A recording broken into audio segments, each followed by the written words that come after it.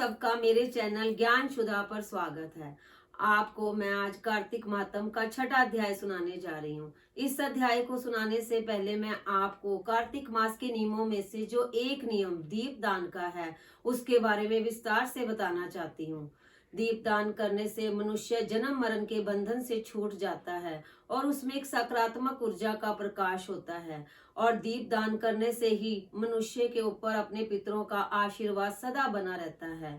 दीपदान एक गागर में सागर भरने के समान है। इतने से छोटे नियम से हमें बहुत सारे फल प्राप्त, तो इसलिए हमें कार्तिक मास में दीपदान अवश्य करना चाहिए। अब मैं आपको कार्तिक मातम का छठा अध्याय सुनाने जा रही हूँ। नारद जी कहने लगे कि ब्रह्मा जी, कार्तिक मास का महात्म विधि पूर्वक वर्णन कीजिए। ब्रह्मा जी कहने लगे, हे नारद, तुम बड़े साधु पुरुष हो जो मनुष्यों के हित के लिए ही प्रश्न करते हो, सो मैं ऐसी कथा तुमसे कहता हूँ जो सुनने मात्र से पापों का नाश करने वाली है। इसी प्रकार नैमिषारण्य में शौनक ऋषियों के पूछने पर सूत जी ने कहा कि हे ऋषियों, साधुओं का सत्संग अति अपवित्र होता है और संसार के पापों के भय को दूर करता है, ज्ञानियों को मोक्ष देता है, कामना वालों की कामना पूरी करता है, गंगा पापों को नष्ट करती है, चंद्रमा ताप को दूर करता है, कल्प वृक्ष दीनता का नाश करता है।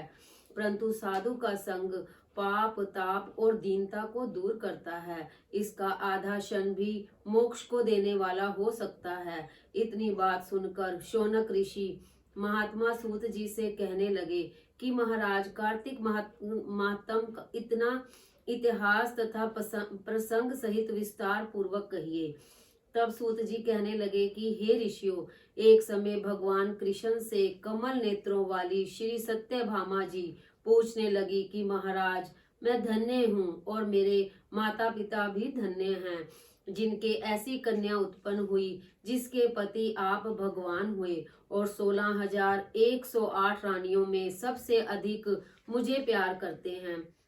जिस कल्प वृक्ष की पृथ्वी के लोग बात तक नहीं जानते वह मेरे आंगन में लगा हुआ है। मैं आपसे एक बात पूछना चाहती हूँ, आशा है आप मेरे हित के लिए वह बात बतलाएंगे। इतनी बात सत्यभामा की सुनकर भगवान कृष्ण उनका हाथ पकड़कर कल्प वृक्ष के नीचे ले गए और बड़े स्नेह से कहने लगे कि हे सत्यभामे, सब रानियों से अधिक तुम मुझको प्यारी हो। तुम्हारे स्नेहवश ही मैंने इंद्र से भी विरोध करके यह कल्प वृक्ष स्वर्ग से लाकर तुम्हारे आंगन में लगाया। मैं तुम्हारे लिए अदे भी दे सकता हूँ, अकथ्य भी कह सकता हूँ, इसलिए तुम पूछो, मैं गुप्त से गुप्त बात भी बतलाऊंगा। सत्यभामा कहने लगी कि हे स्वामी, पहले जन्म में मैंने कौन सा पुण्य किया था जिससे मैं तुम्हारी अर्धांगिनी बनी। गरुड़ पर बैठकर आपके साथ इंद्रादिक लोकों में भी जा सकती हूँ।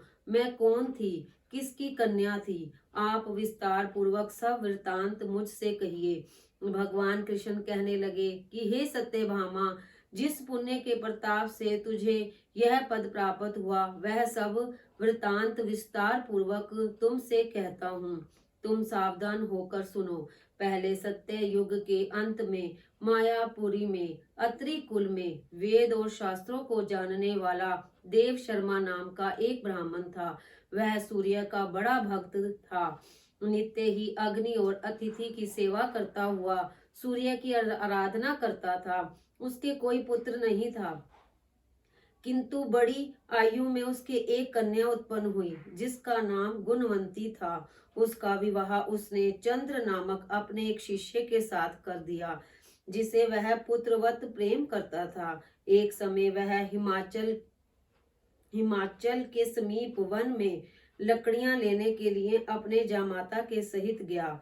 वन में इधर उधर फिरते हुए उन्होंने वहां एक महाभयंकर राक्षस देखा। राक्षस को देखते ही भय के मारे उनके सब अंग शिथिल हो गए तथा भागने में असमर्थ वे दोनों ससुर जमाता उस राक्षस के हाथों से मारे गए। फिर उस क्षेत्र के प्रभाव और अपने पुण्य कर्मों के कारण हमारे बैकुंठ धाम को पधारे। क्योंकि जैसे मेघ से बरसा हुआ जल सब नदियों द्वारा बहकर समुद्र को प्राप्त होता है, वैसे ही चाहे शिव, गणेश, सूर्य, दुर्गा या विष्णु, किसी देवता का भी पूजन करने वाला प्राणी मुझे ही प्राप्त होता है। ऐसे वे सूर्य के भक्त दोनों हमारे दूतों द्वारा दिव्य विमान में बैठकर बैकुंठ धाम को प्राप्त हुए। उनके मरने का वृतांत सुनकर उसकी कन्या गुणवती बड़ा विलाप करने लगी। हे पिता, हे पति, तुम मुझको छोड़कर कहाँ चले गए? मेरे अन्न तथा वस्त्र का प्रबंध कैसे होगा? मैं कहाँ जाऊं, कहाँ रहूं?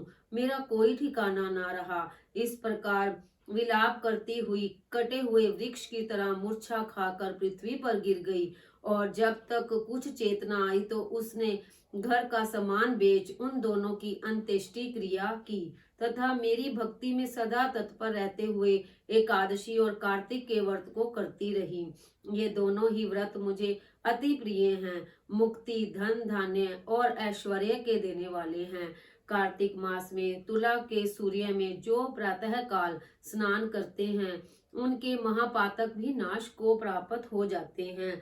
जो मनुष्य कार्तिक मास में स्नान, जागरण, दीप व तुलसी का पालन करता है, भगवान के मंदिर में झाड़ू देना तथा भगवान की पूजा करते हैं, वे जीवन मुक्त हो जाते हैं।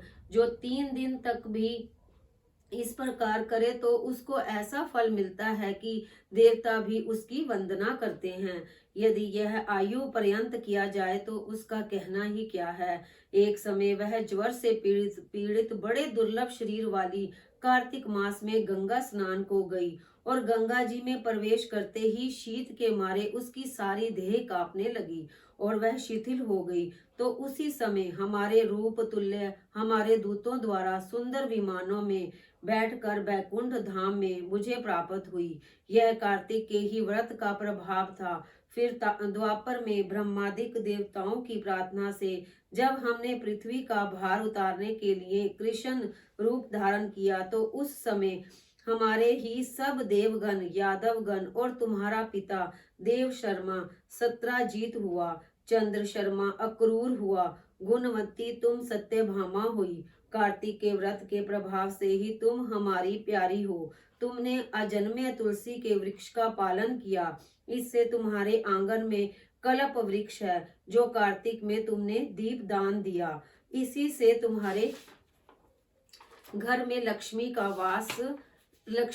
वास है। जो कार्तिक मास में तुमने व्रत आदि किए उसी से तुम हमारी अर्धांगिनी कभी वियोग ना सहन करने वाली बनी। जो कोई कार्तिक मास में व्रत आदि करता है वह मुझे तुम्हारे समान ही प्रिय होता है और दूसरे जप, तप, यज्ञ, दान कार्तिक मास के व्रत की 16वीं कला तक भी नहीं पहुंच सकते।